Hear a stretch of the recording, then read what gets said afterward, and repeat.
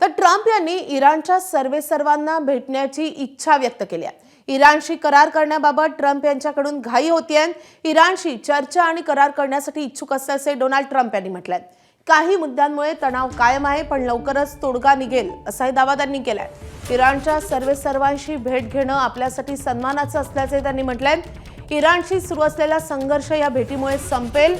वारंवार नवनव्या मागण्या इराण करत असल्यामुळेच अडथळा येतोय। सध्या सुरू असलेल्या चर्चांमुळे विश्वासाचं वातावरण निर्माण होईल असं देखील डोनाल्ड ट्रम्प यांनी म्हटलंय।